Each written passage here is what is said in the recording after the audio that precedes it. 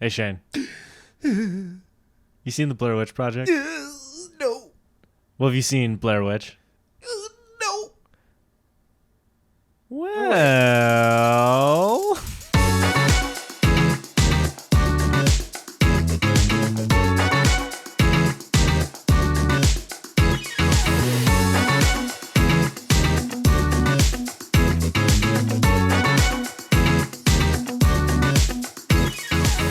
Supposed to come in there, but I did it anyways. I liked it. I loved it. Anyways. Now you've seen both of these movies. Now I've seen the Blair Witch Project and Blair Witch. And before anybody's like, why the hell did you watch Blair Witch? I have one small weird thing I want to talk about. And I do think it makes for an interesting conversation on a sequel. It's an interesting movie. Yeah. It is an interesting... It's not all bad. It's like, I wouldn't say it's good, but there's cool stuff in there. It's like a sequel and a remake kind of all bundled into one in a very weird way. In an interesting way. I think that movie is we'll get to it, but it's I don't think either of us think it is that effective in the right ways. Like, it's definitely an effective scary movie because of choices, but but anyway, I'm kind of shocked you haven't seen the Blair Witch Project though. Yeah. Like, I think it's... it goes back to what we've been talking about this whole month of I was a horror baby for a very long time. And that being said, so the funny thing is I had this assumption of what I thought the Blair Witch Project was. Yeah. Like, I thought it was something that was like... that started a phenomenon, but if you watched it now, it probably wouldn't be that scary, and it probably wouldn't be that good, because it was like the first of its kind. Yeah. And in so many ways, like those like first ones out of the gate can sometimes be really bad. Yeah. And so I didn't think it was going to be really bad. Like, I knew there was like an air of appreciation for it, but I didn't know if it was actually all that good or scary. Like, that was that was the main part. Not good, but scary. I didn't know if it was going to be scary or not. I kind of thought it wouldn't be.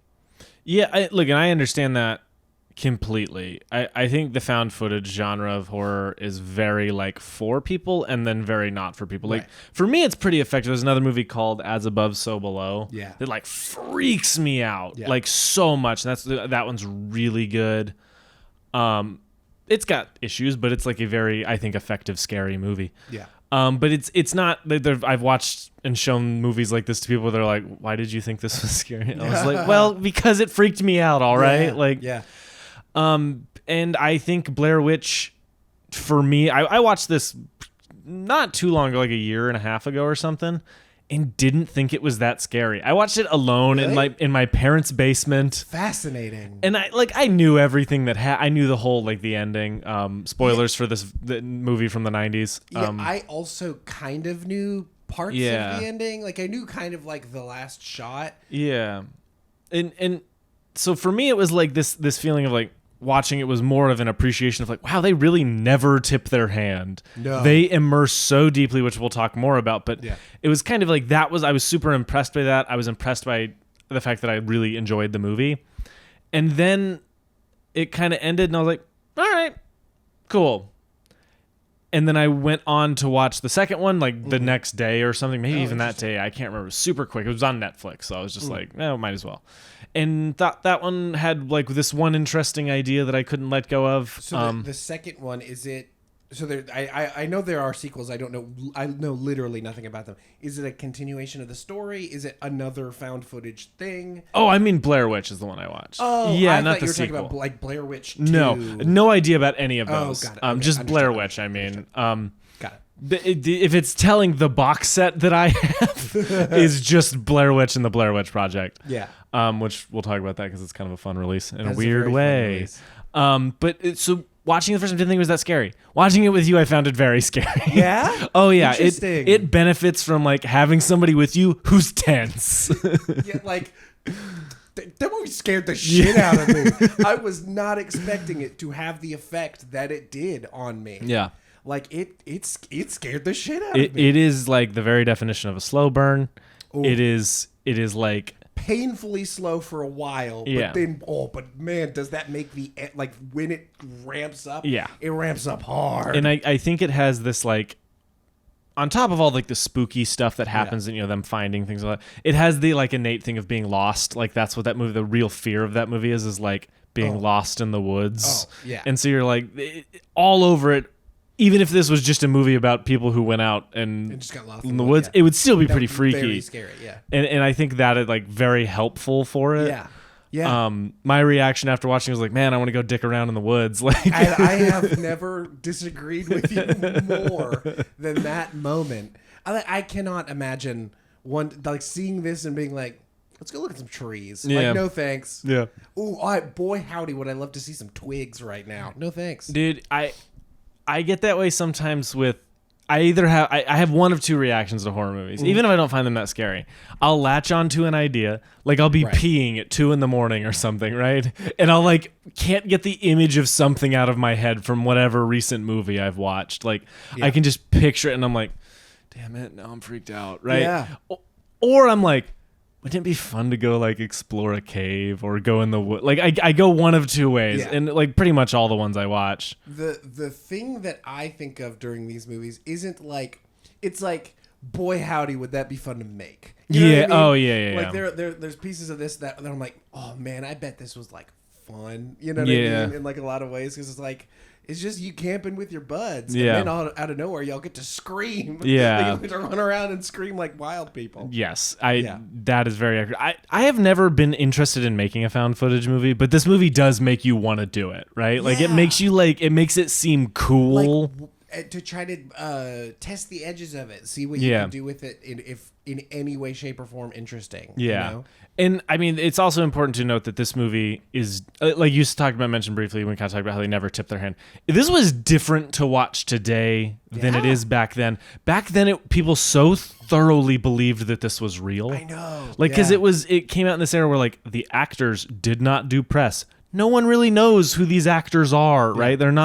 They marketed it 100% as a true story. Like, it was so pressed that it was real. Yeah. And so seeing that back in the day would have been absolutely terrifying. Yeah. Like even watching it now, it's like it feels so natural. Like, you know what I mean? Like, it feels like a crummy, cheap, little like horror or little weird true crime documentary, and then out of nowhere it just like they start losing their minds. Like like it feels very natural. I can actually like feel and understand how and why people watching this would think that it's real. It kind of it really does feel real in a lot of weird ways. It's shockingly naturalistic. Yeah. Like the three characters, now how deep they all are, I don't know, but like they feel real and authentic. You know what I mean? Like, particularly when they're like starting to lose it and they kind of trade off. Yes. You know, it's like you feel like somebody burns out on being crazy, so they go back to being like,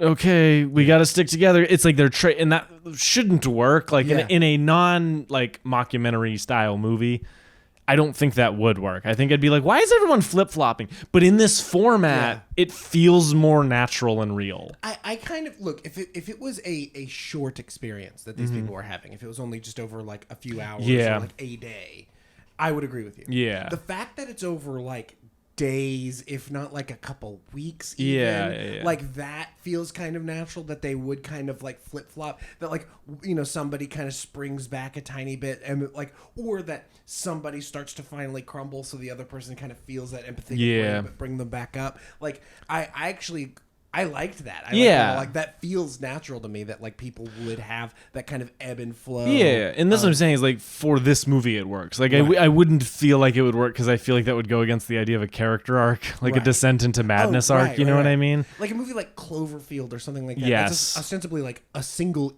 night. Like if one character is like the one losing it in this one scene, and then the next scene he's chilling and he's helping somebody else, and then like, he's back to right. That would doesn't feel work like a twist, or not a twist. That would feel like things are changing too quickly. But knowing this is taking place over days and days and days, because that's something the Blair Witch does wrong. Yeah. Is it's like All in a Night for some of them. Kind of. Maybe. It's does a lot. But anyway, what do you think of this as a like character study? Is it a character study, or are they more like placeholders for something? Because it's like a choice, right? You have to find a reason for them to have cameras. It feels like a natural choice for them to be like making a documentary on this thing about like the thing that will eventually get them. Yes, it's like that. All feels very like.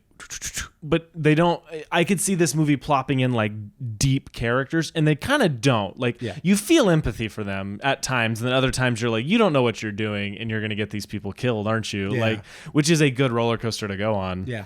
But I don't know if I'd call it a character study. No, I mean, like I think like I think it's like kind of somewhere in between, where it's like I don't think they are just stand-ins, but I also don't think it is like they're very deep, and we're going into the psychology of these people.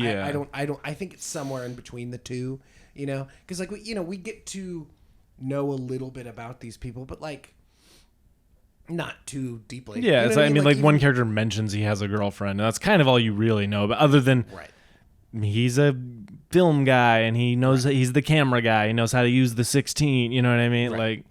Whatever. It's from that perspective, this movie's interesting because I think it's still effective on a character level. Yeah. Like I still feel for them wholeheartedly. At least some of them. Like like I said, there's moments like when you find out the sound guy kicked the map into the river, and you're like, I want to kill you, even though we know at that point it's useless. Like he's right. There's no point in having that map. It doesn't work. I don't know.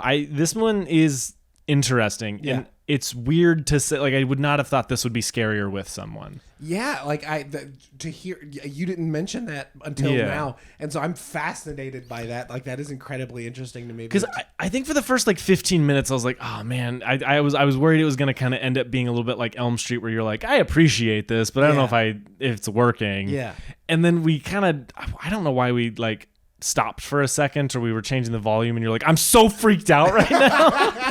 And so I was like, oh,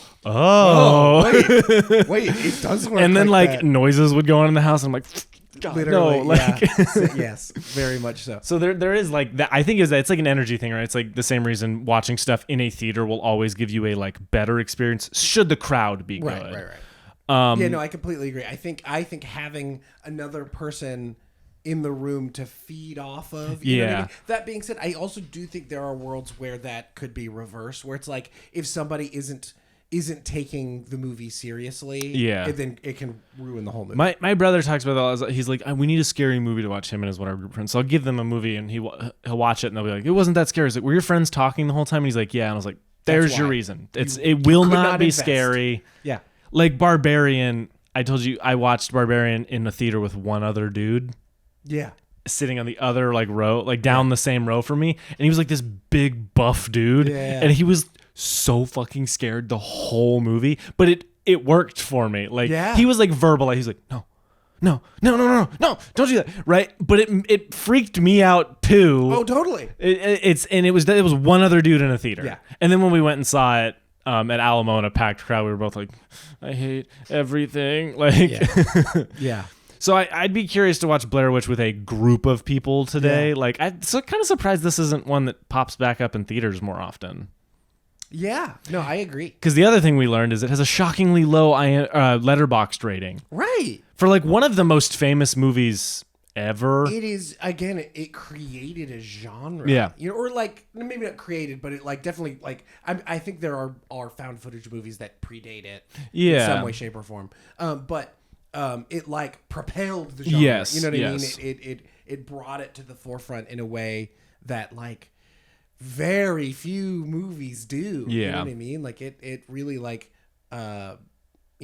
popularized that way of telling stories. So it's like, yeah, like it's surprising. Like this is a Blair Witch Project. Yeah. You know what I mean? Like it's an iconic movie.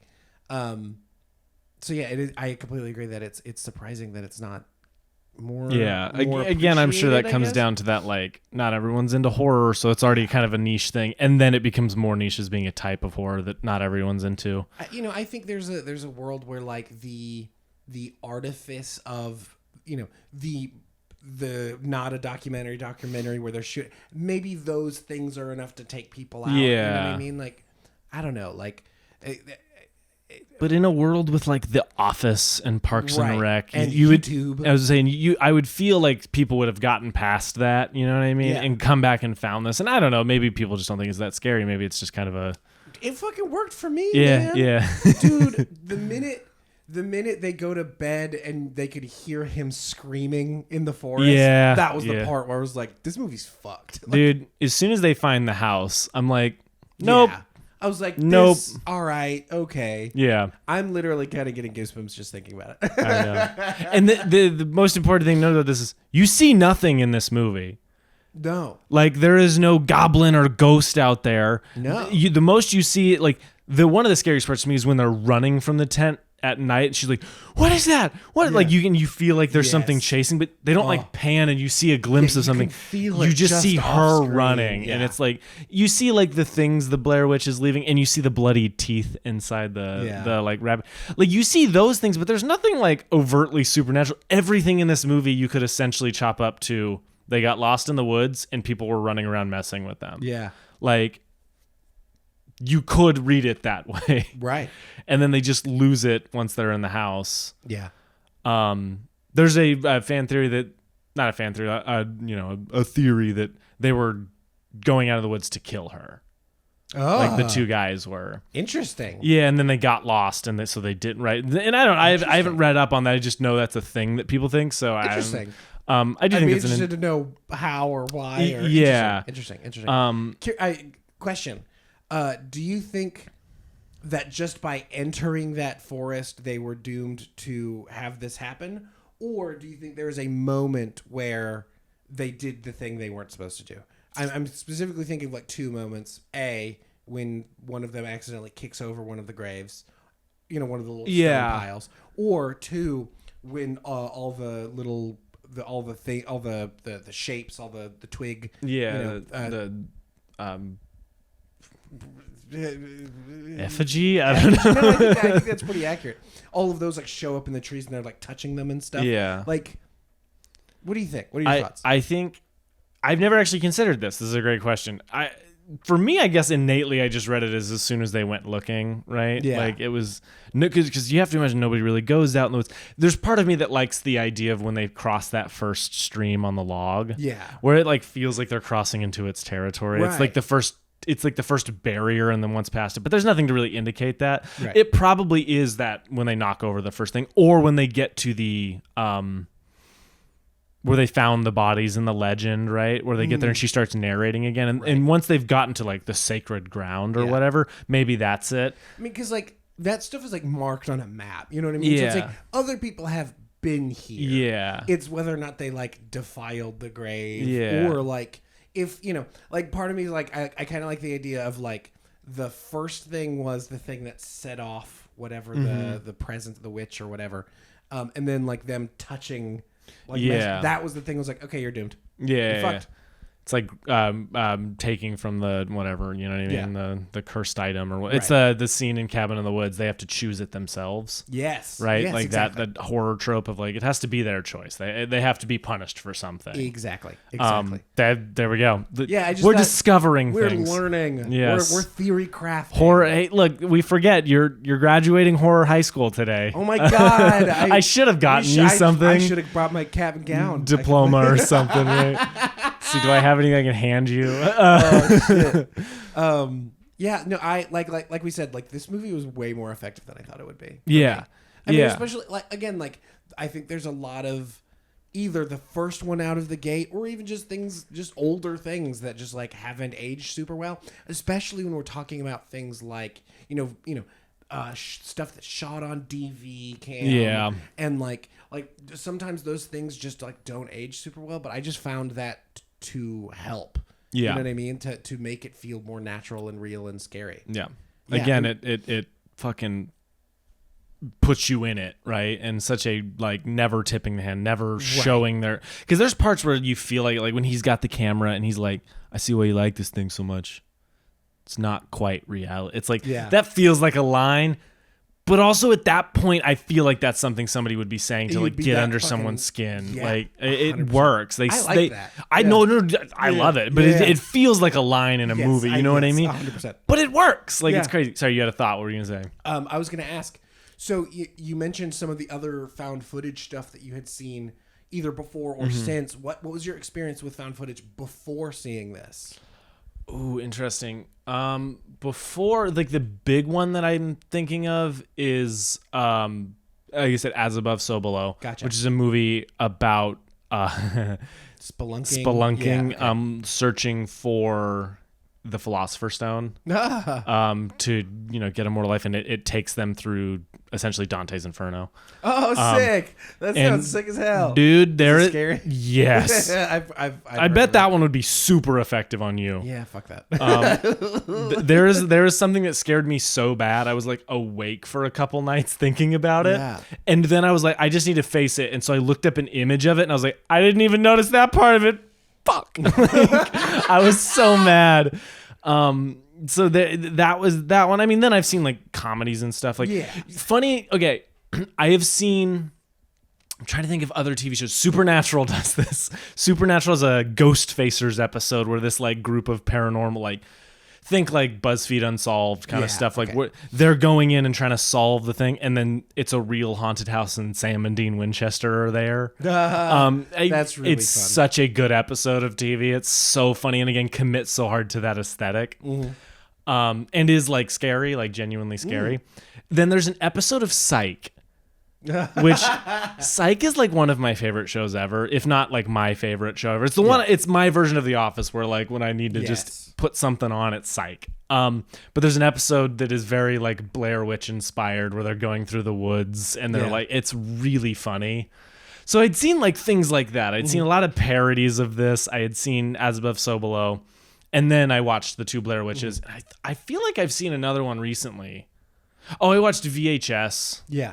Like literally a couple weeks ago. Didn't love VHS. I've seen Cloverfield. I saw Cloverfield before the Blair Witch. So I've seen a decent number of them, but not like a ton. Like I haven't really dove into it. Yeah. I want to now. I want to show you As Above, So Below now. I might need to be in college for that one. Yeah. This is horror in your 30s. We'll wait a while. But yeah, anyway. For me, like Cloverfield was a big one for me. I fucking loved Cloverfield. Cloverfield's good. I love that movie. I don't know how or why, but that was just like a huge movie for me when I was younger. Who knows why? Anyways, the other thing that was really big for me was a YouTube series called Marble Hornets. And you showed me a couple of those. And dude, like, it's so funny how similar they are, but like what Marble Hornets does different to like kind of push it forward, and like all the weird alternate reality shit that they were doing with, because they had 2 YouTube channels at one point and 2 Twitter accounts, or a single Twitter account, and all of them were telling this one continuous story as if all of these things are happening live. It was such a cool thing to be a part of, and like, oh shit, like, I can't remember the other YouTube channel, because it was like another person in that universe uploading footage and sending tweets, these like weird cryptic messages and stuff, and a lot of them were like coded messages that people would have to like solve. It was a really cool like scene to like be a part ARG of. stuff is super rad. Exactly. It was really, really, really cool. And so I was obsessed with that for like a few years. All through high school. Was like, I think I'd started like a year or two after they had kind of begun the whole series. But it's a very weird and very cool series. I highly recommend watching the first 10 or 15 episodes of it. Like that's kind of where like the biggest, weirdest, crazy, or not that I think is where it's like the most interesting. I don't even know. I don't know. I recommend watching some of them and then like watching like an explainer video of the whole series because it's really interesting. Nightmind does a particularly good, Marble Hornets Explained. Another fun one for ARG stuff is Paranormal Paranoids. Just look that up. Look it up and see what it's connected to. It is quite cool. Interesting. I forgot about that one. There is maybe a movie happening, and this is the setup to that movie. Love it. That's really cool. And it's that's a cool one. That's cool. And because I went in not quite understanding. Everyone was talking about it, and I was like, "What is this?" And I watched the whole explainer video for it, and was like, "Oh, okay, that's really fun. That's cool." Paranormal Paranoids. Look that up and find a good like breakdown video of it. Hell yeah. This has been our recommended light. Yeah. This is recommended part 1. Yeah. Do a real 0.0. Yeah. This is the beta test. Yeah, Mark 1 recommendation. Okay, so Blair Witch. Okay, not as good. Yeah. Everything that is like a magic trick about the first one. Yeah. This is what I want to talk about. Okay. Everything that's a magic trick about the first one is not a part of this. No. However, the reason I made you watch it is because you can't pull off a magic trick twice. Right. So like Blair Witch convincing people it was real. The Blair Witch Project convincing people that it was real was never going to happen again. No. They were never going to have... It's called Blair Witch. Yeah, they were never going to have that as their hook. Yeah. And the one smart thing this movie does is just goes fucking balls to the wall crazy. Yeah. Like they just do their own thing. Yeah. It is in the universe. It is a continuation of that story in a way that I actually find kind of interesting. Like the setup of the movie. I'm like, oh, that's okay. It's movie, but that's okay. Yeah. I just don't like what they're doing. Right. That's the problem. And I'm curious what people think of that, right? Of like how to do a sequel. Yeah. Because for me, what I find because there's nothing in this movie that's all that memorable other than like one or two moments, like one or two scares that are pretty cool. Yeah. But that idea of going, look, we can't do this twice. Right. So let's just do something very different. Let's add modern day technology. Yeah. Let's make this like way bigger and way crazier and just see what we do. And I that part of it I really like. I like taking that swing because so many sequels are just rehashings of the first one. Right. You know what I mean? And I think it does that a little. Oh yeah, but yeah. But it definitely like cranks the dial. Yes. Like to 11. Yeah. In a way that the first one I think is like very reserved the entire time. This movie is not reserved at any point. Yeah. Yeah. And that's weird to... it's weird to commend a movie for one choice and then go, I don't like anything you did with that idea. No, but like, I agree. Like, I agree with that idea that it's like, you can't do the same... I mean, like, for Blair Witch, that the bunny is out of the hat. You can't shove it back in there and pull it back out again. Yeah. So it's like, what do? It's like, well, you just take the concept, found footage with this entity in this forest with a big budget, and what do you do with that? Yeah. You know what I mean? Because this is not a movie that Blair Witch does not need a big budget. No, but they clearly have a much bigger budget. I mean, it's clearly a studio movie, right? And I think that's why it also kind of doesn't work. You know what I mean? Yeah. Like it doesn't have any feeling of being like underground at all, like in a really boring way. Yeah. That being said, shout out to James Allen McCune. I was a big fan of Sugar Pine 7 back in the day, and he was kind of a featured character. Sort of a featured player on Saturday Night Live. Sort of a featured player on Sugar Pine 7. Yeah. Anyways, shout out to the Sugar Pine 7 stands. I'm with you. He's with you. I'm with you. But yeah, like I don't honestly have that much to talk about other than a couple of the scares I think are quite cool. The tree scare is pretty rad.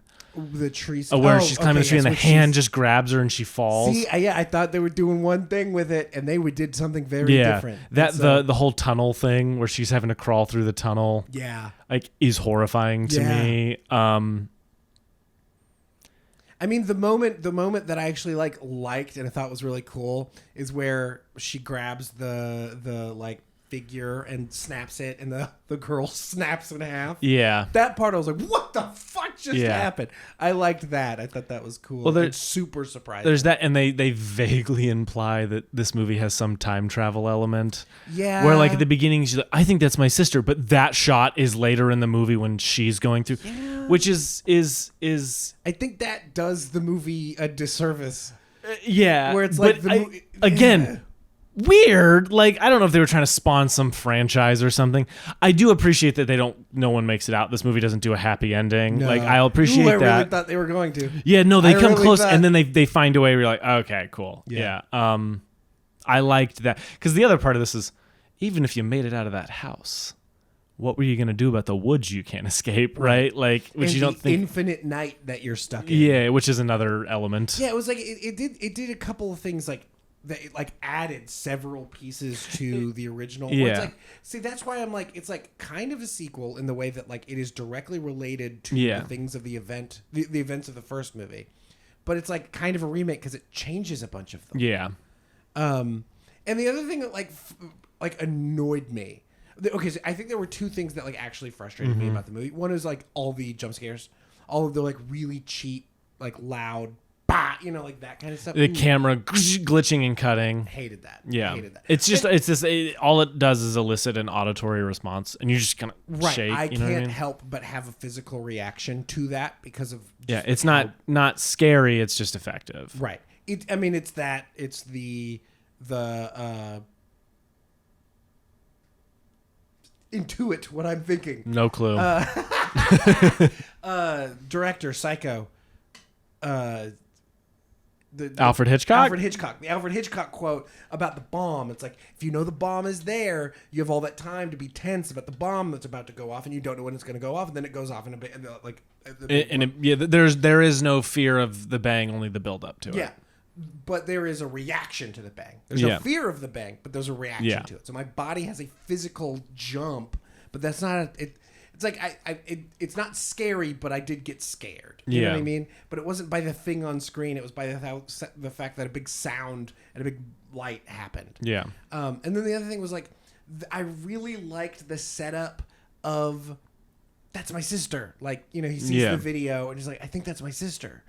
I liked that setup. I liked the idea of like that the Blair Witch is like possessing her or something, or whatever, like taking, like I thought that was really cool, and I wish they would have done something with that. You know what I mean? Like that setup is good. Yeah. And like the world that they created also good and cool. Yeah.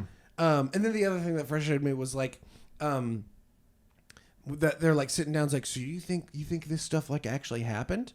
It's like, you think it's real? It's like, yeah, like. Yeah, someone like found this footage, guys. Like, what's the alternative? I was just like. Now, maybe the question was, again, you could intuit the first one as nothing supernatural happened and somebody was fucking with him in the woods. You could intuit that maybe that's what they're saying. Like, do you really think the Blair Witch stuff is real, or do they just, fair. Okay, like, maybe that's what it was. Fair. I take back that criticism. That's fair. And like all the POV stuff, I thought was like. Interesting, but like it just didn't super. It's just like, adding the vlogger like earpiece bullshit was like, okay. Yeah, that didn't exist then, and it also still kind of doesn't exist now. Yeah. Like adding the drone stuff was so clear, like trying to make it bigger budget, and you're like, all right. Well, they only did it like twice. Yeah, like, and then the drone gets taken out. Yeah. The thing that made me chuckle too is that they show the drone being like, this is the drone we're using, and then it goes up and you can see its shadow, and it's a different drone. Yeah. You can tell the shadow is a different drone. That's so funny. I didn't notice that. Now, I make movies, so I know what to look for, but like the one that was on the ground is a quadcopter, and you could clearly tell that the one in the air had either 6 or 8 propellers. Yeah. So it's like, had to get a heavier camera on there, man. Clocked. I mean, you had to put a cinema camera up there. You couldn't, and that's the thing is actually they're using DV cameras. They're using 16 millimeter in the first one. Yeah. They are not using DV, or they're not using. She's holding what I would imagine would be like at the time would probably be like a Canon oh shit, what was I can't remember. It doesn't matter. 5D, like a 5D Mark II or 5D Mark III.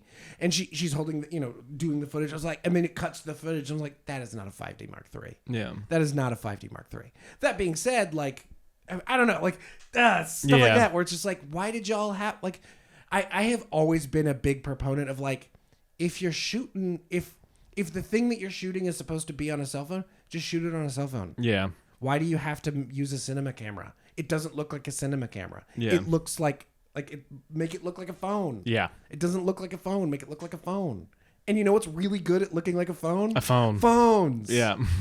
That has always been something that gets under my skin. So it was like, that was what made that first movie feel so real. Yeah. Oh, I get that. But to your point, like, you can't do that same thing again. So I guess you just fucking send it. I mean, there's just a better way to send it, right? Like, you could have kept the like world the same of like things go crazy, but maybe heighten it a little. This has like lights blasting in and doing like crazy, a giant goblin woman. Like, it's got all that stuff that just doesn't. Yeah. It's too big. Yeah. And maybe that's because they call it Blair Witch. Maybe if it wasn't called Blair Witch, I would like it more. Yeah. You know what I mean? Yeah, like we got like halfway through the movie and I was like, yeah. And you were like, do we need to stop? Are you okay? I was like, and I literally like, and I said this and I honestly do believe it. I was like, so we watched these back to back. Yeah, literally. Yeah.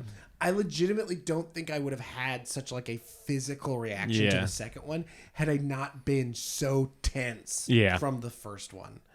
Which I do think would be an interesting way to rewatch. If I was ever to rewatch Blair Witch, I'd be interested to see if I am less affected by a bunch of that stuff. Yeah. I mean, because like I don't like jump scares. I just don't like jump scares. Yeah. And this movie is very jump scare heavy. But I wonder if I would be able to handle it more than I was handling it when we watched it. Yeah. Just because I didn't watch the first one 15 minutes before we started the second one. We didn't watch them simultaneously on two different laptop screens. No, we watched one in reverse and one going at the same time. Yeah. Overlay. That's how I want to watch The Shining. And then we also listened to Dark Side of the Moon. Yeah, Dark Side of the Moon. See if stuff lines up. We need to make a movie that lines up with a different album. Yeah, just let it happen. It's just friggin' Dua Lipa's newest album. We'll just like line up a movie to that. It's just that Radiohead album. Yeah, fucking just In Rainbows or like, OK Computer. Shout out to Dua Lipa though. I do like Dua Lipa. That sounded. I didn't want people to think like I'm talking shit about Dua Lipa. Dua Lipa, you rule. There you go. Other thoughts on Blair Witch or Blair Witch? Blair Witch or Blair Witch? Blair Witch had a lot of so gross stuff too. Yeah. With the foot and the leg and the body snapping. And the body snapping. Like all that stuff worked. I liked that stuff way more than like some of the other stuff. It's like steer into it, you know what I mean? Yeah, like, I liked that. That's more. The thing is like doing different things with it and like I liked that. Yeah. I even and like we said, like I like the idea of adding on top of the lore, but in ways it like change stuff. Yeah. You know what I mean? So it's like you said, like the time jumping and like the like eternal night that they're stuck in. Like in the first one, they just get stuck there. They have day and night cycles. Yeah. They just get stuck. Yeah. And in this one, they're stuck, and the time is moving, and there's only. And if you leave, the people who leave the camp come back. They're like, "It's been days," and then they leave again, and they come back again, and they're like, "It's been long." Like, doesn't. Has it been years or months for that guy? He's like, you look just how I remember. Yeah, something like that, right? And it's gotta be. How long has it been? Yeah. Interesting. Like that's an interesting. It has idea. those cool things we talked a little bit with like Texas Chainsaw, where it's like it doesn't explain this. Yeah. And it's fascinating. Right.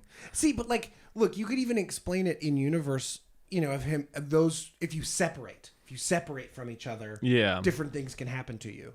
But the fact in the first one, they're together the entire time until they start getting pulled away. Yeah.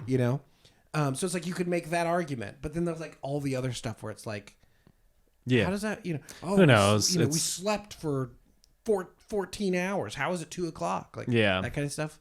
I don't know. It's interesting movie, and and definitely an interesting idea of like you can't do it again, but if you're gonna do it again, just do something different. Yeah, swing for the fences. Try something. I think that's an interesting idea, even though it didn't work out in this movie. Yeah, and I would like to see more of it. Yeah. If you're gonna do one of these like Lego sequel kind of things, Yeah. No, this isn't a Lego sequel. It's just a sequel 20 years later. Right. Do something like this. Do something crazy and wild. Might as well. Anyway, last thing I'll talk about these movies, I think, unless you have something else, is this fun, weird release. Oh, yeah. Because, so this is like a Walmart steelbook. It's got both of the movies. It looks very cool. It's fun. Yeah. But, come to find out, they're on 2 different discs. Oh, cover your digital copy. Oh, God, no! They're on 2 different discs. The Blair Witch Project is on the disc that says Blair Witch, and Blair Witch is on the disc that says the Blair Witch Project. They messed up in printing them, I guess. Oh, God. I mean, just printing the labels, yeah. you know? And I had heard this, right? I read this and was like, there's no way. So I put in Blair Witch first, and it was the Blair Witch Project.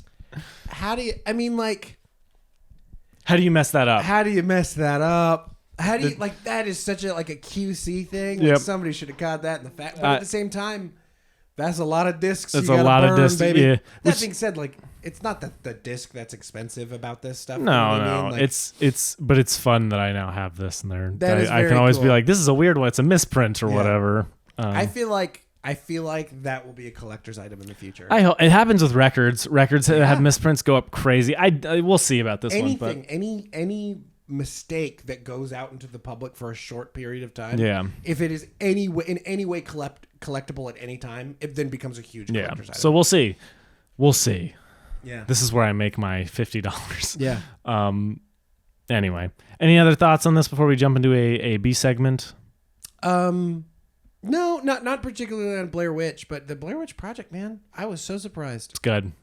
That's a good scary movie. See, it's right here on VHS. On VHS. This is the real one. This is the one they found in the woods. It is. I actually bought it for $100 million. Yeah, that's the one. Did I overpay? Yes. Yeah, was it worth it? No. I actually bought this for 99 cents. Yeah. Okay, one more thing about the difference between Blair Witch and Blair Witch Project. Another thing just barely bothers me. They had music. No, they had crazy sound effects, really heavily musical kind of sound effects. I was like, that doesn't make any sense, guys. No. So anyways. Yeah, that's another thing. But anyway, B segment. Are we doing the game or are we doing a discussion?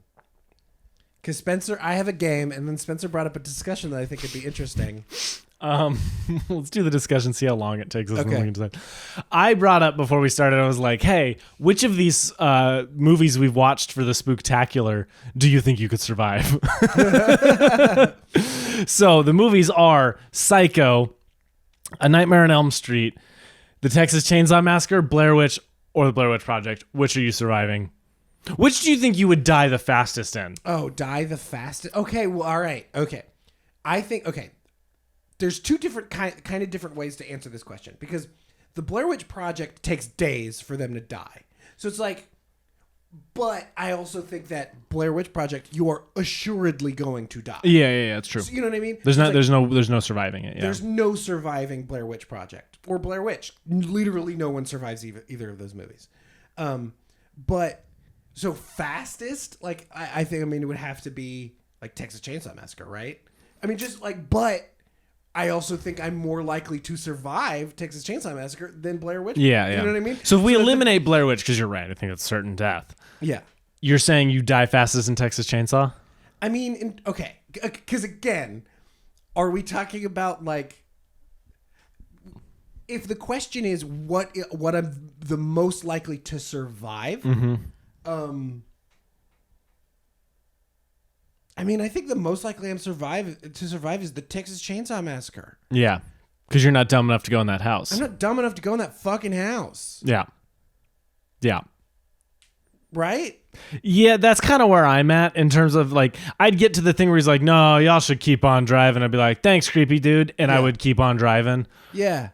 That's where I also think I could super survive Psycho. Psycho's more interesting because we never see anyone fight him. Right. You know what I mean? He always jumps out at you when you least expect, when you're in the shower and vulnerable, or just walking through the house. He's like, whoosh. It's like, but I wouldn't go into the house and I would lock my door. Yeah. he has the keys. I don't know if you've seen videos on. I've seen like flight attendants and people like that who travel a bunch show you like their locking up routine when they're in hotels. I mean, specifically like female flight attendants when they're in hotels and they like do all these extra steps. So it's like I am very careful when I go to a hotel. Yeah. Like, okay, if I'm in that hotel that doesn't have a deadbolt and doesn't have like that kind of stuff, I'm putting something in front of the door. Yeah. I'm putting something in front of the door. I'm not letting you get into that room without me hearing it at the very least. Like, I think I could survive Psycho. Yeah. I think I can handle Psycho. Norman Bates ain't got nothing. I could take him. I got him. Yeah. I'm going to throw him down those little stairs he likes to push people down. Yeah. I could take that little old lady. Yeah. Easy, I guess, discussion, but... Yeah. Fuck you. I could survive Elm Street as well. Okay. I could do it.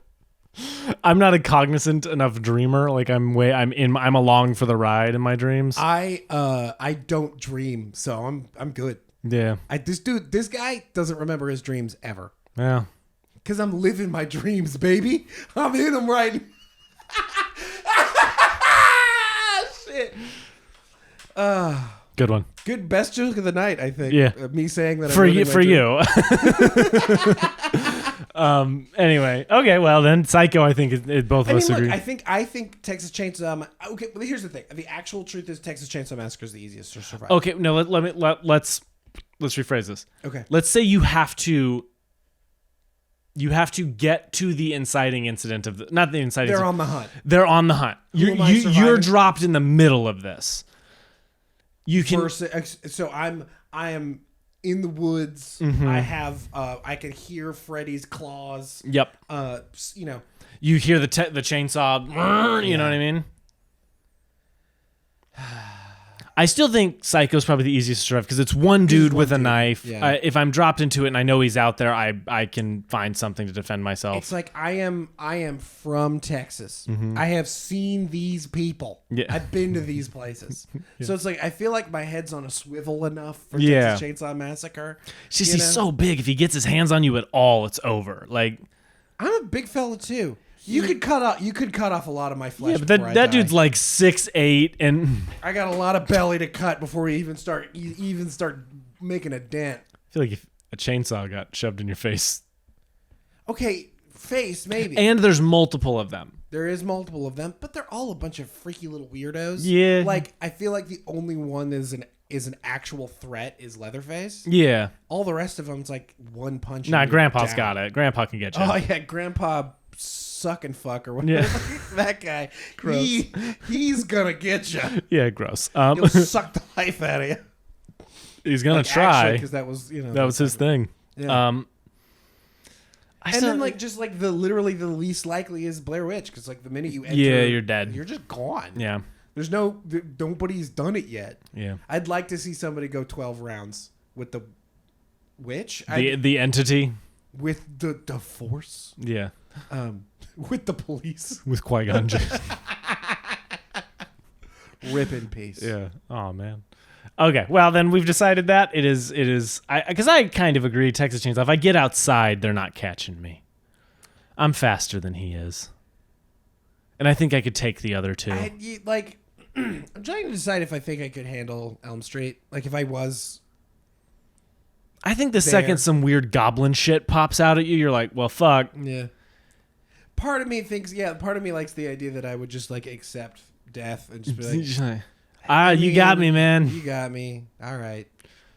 Do you just want my dead body? Because I can just help you with that. Like, oh, God. Like, you don't, does the agony have to be part of it? Like, you does just it have to be? Like, just. Because we can make this easy. Like, we don't have to make this hard. One swing with a sledgehammer, just like he said. Yeah. That sounds nice. I'm just kidding. Anyway, all right. Well, that's my discussion. Do you want to do the game or do you want to save the game? I want to do the fucking game because it literally only works for this one movie. Oh. So as we've talked about, there have been quite a bit of found footage movies to come out. Either because of this movie or have been inspired by this, and there have been a lot. So I'm gonna give you. There's going to be 10 rounds of this game. I'm going to give you 2 names of movies, and you're going to have to guess which one's the real movie and which one's the fake movie. Okay. So just tell me which one you think the real movie is. The Search for Emma or Willow Creek? The Search for Emma. Nope. Willow Creek. Damn. The Houses October Built or Backwoods: Declassified? I want it to be that one, but it's the first one. Yes. Yeah. Thicket or Salvage? Thicket. Nope. Damn. Salvage. What is Thicket about? Well, wait. What are you guessing? Are you guessing which one's the real one or the fake one? Fake one. Oh, you guessed it right. Okay, so Thicket is the fake one. Thicket's the fake one. Oh, okay. So you guessed The Search for Emma is the fake one. Yeah. Oh, okay, so you have 2 correct and 1 wrong. Sorry. No. You were good. Okay, so we're guessing the fake one. Yes. Yes. Okay. Noroi the Curse or Hunting the Wind? The first one's the fake one. Nope, that's the real one. Damn. Mr. Jones or Grain? Grain is the fake one. Yes. Butterfly Kisses or The Theory? Butterfly Kisses. Nope, that's Fake. the real one. Why? Butterfly Kisses is a found footage horror movie. I'm not speaking on the quality of any of these movies. Yeah. I don't know anything about them. But yeah, Butterfly Kisses is a found footage horror movie. All right. Evil Things or Play Pause? You know, like the play button with the little pot, or like Play Pause. Evil Things is fake. The fake one? Yeah. Nope, Play Pause is. Play Pause is great, though. That's a great, stupid title for a found footage movie. Thank you. I agree. I came up with it myself. Good. Resolution or Deeper Roots? Resolution's fake. Nope. Fuck. Backcountry or The Angelica Tapes? Backcountry. Is the fake one? Fake one. Nope. The Angelica Tapes is also a really great name for a found footage movie. Okay. This is the last one, and I think this one's kind of funny. Paranormal Entity or Unnatural Activity? Which one's the fake one? Paranormal Entity. That's the real one. Damn. So that's the game. That's the game. And so apparently I am good at coming up you are with found footage horror, things. You'd make a business out of that. They're like, we got a story, but we don't know what to do. Bring in the script doctor. Bring in the name doctor. Yeah. And it's only for found footage movies because I can't even name my own projects. You'll make one job a year. Oh, okay. One more tiny thing about the Blair Witch Project. Okay, so a few years ago, I made a short film called The Pine, and it's funny how much I imagine it's literally just through cultural osmosis that like how much of The Pine is in. Yeah. Or how much of the Blair Witch Project is in The Pine. Yeah. You know, that idea of getting like stuck in the forest and like that. Because I was like, oh shit, that's fun. That's fun that I was on the same kind of wavelength. Yeah. Not the same quality even remotely. The Pine is cool. But I just thought it was fun that I had never seen the Blair Witch Project, and yet I was like taking stuff from it. That is rad. That's a fun idea. Whether it was through cultural osmosis or just similar thinking. Yeah. I just think that's fun. That is fun. Recommendations. I have a lot. Hell yes. So you get up front. I'm going to say the thing I've been watching recently is the Fall of the House of Usher. Yeah. And that's the new Mike Flanagan Netflix miniseries, and it is very good. You should all watch it. It is excellent. It is very different than his other ones. Yeah. It tackles very different like emotional. It operates on a very different emotional wavelength. Yeah. He's stretching different muscles, and Mike Flanagan is a master of horror. He's so good at what he's doing. Fascinating to hear that. I am very excited. Yes, dude, it's awesome. Now I will pull out my list. So we've been doing horror recommendations from the eras we've been watching the movies. Through the decades. So your 1990s horror recommendations are Hellraiser 3, Hell on Earth. This movie is fucking insane. I don't like Hellraiser 2, but I love Hellraiser 3. Do you like Hellraiser 1? Yes. I like Hellraiser 1 and 3, and then the remake that came out last year is okay. Mm-hmm. But the Hellraiser 3 Hell on Earth is awesome. Hell yeah. A monolith turns into Pinhead. It's so sick because he's got a fetid blood. It's crazy. He's turning people into Cenobites. It's awesome. Watch this movie. It's dope. Then another one I've talked about before. Do you need to see the first two to watch that one? No, you just watch it. Hell yeah. It is technically part of like the first 4 are part of like one universe, but you don't need to see. You can just watch it. Let's skip that shit. Watch the first one. Hellraiser's awesome. I recommended Hellraiser. Is it like, would you, Spencer, skip the second one? Yeah. Okay. The second one is a direct sequel to the first one, and the third one's kind of its own thing. Got it. I don't. The second one is just. I need to rewatch the second one. I just remember thinking like there's cool stuff, but it's ultimately not that good. Yeah. Anyway, a movie I've talked about before on the podcast, but The Faculty by Robert Rodriguez is a '90s horror movie that I think is slept on and not talked about nearly enough. It's kind of a forgotten gem. Yeah. Really fun cast, especially for like the '90s. That one rules. You may have already said it's Robert Rodriguez. Right? Yeah, okay. Robert Rodriguez movie. Came out in the wake of Scream. Like everyone was trying to get their next Scream, so they made this. Then the next one is Audition. I'm going to tell you nothing. I'm not even going to show you a poster, and I'm going to ask you not to look at one. Okay. Watch Audition. That movie rules so hard. Okay. Now your bonus. I'm going to give you 3 horror recommendations from the year 2016, the year Blair Witch came out. So another movie I've talked about before, Train to Busan. Yeah. Train to Busan is so awesome. If you like zombies at all, it's like one of the best modern zombie movies, if not the best modern zombie movie. Yeah. It's incredible. Another Mike Flanagan movie, Hush. Hush is amazing. It's on Netflix. It is... it's one of those movies you just like root so hard for your protagonist. Yeah. Kate Siegel is the lead in it.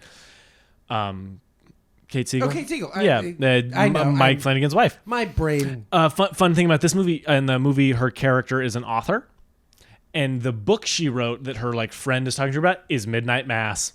Because Midnight Mass started as a book for Mike Flanagan, never could figure it out until he turned it into a miniseries. Yeah. And then he made the best thing I think he'll ever make with Midnight Mass. But then your next one is Raw.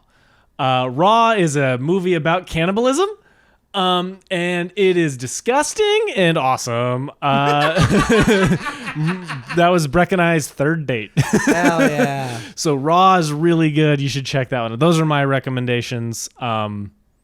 Go see Killers of the Flower Moon in theaters. Yeah. It's a very important movie, and it's very good. It's very good. Shout out to Marty. Shout out to who knew, Marty. Right? Martin Scorsese. That guy's got a career ahead of him. He really does. Anyway, your recommendations, sir. I have got 2 that I already mentioned, and I'm just going to mention again: Marble Hornets and Cloverfield. Both very different found footage things from each other. I think Marble Hornets has a lot of DNA shared with the Blair Witch Project, but on a very specifically internet forum. Mm-hmm. You know what I mean? Like, this is not meant to be played on the big screen. This is meant to be in a YouTube window, in a browser window, in a really, really cool way. I actually really, really like that about Marble Hornets. Like, the experience of watching it now, I think, would be very, very different of what it was like watching it then. And it was like happening live, and there's like the alternate reality game that's happening, like during it. But I still think it is a project that is worth experiencing in some way, shape, or form. Go in, watch the first 10 or 15. If you're intrigued, keep going with it. And if not, just watch like an explainer, because that shit gets wild. It goes to some crazy places. Like the lore and the story kind of balloons to a certain point, but it is still very cool and very weird. I highly recommend it. And then I think like my other one is a fucking stone cold classic, Ghostbusters. Yeah. Me and this fella, we went and saw Ghostbusters in the theater. I feel like that's kind of like a bucket list item a little bit. You know what I mean? And the funny thing about watching it in the theater is like, it's like kind of funny to think like this movie was a blockbuster in a lot of ways. Now it just feels like a comedy. Now it just feels like a comedy. It's like but at this not to limit it in that way, but at the same time, it's like it didn't feel that like big to me when I was a kid, because it was just like it was Ghostbusters. You know what I mean? Like it was on all the time, and like it lost some of that kind of like Hollywood sheen. Yeah. But seeing it on the big screen, man, it like just it gave it all back. Yeah. You know what I mean? Like a movie feels big. Yeah.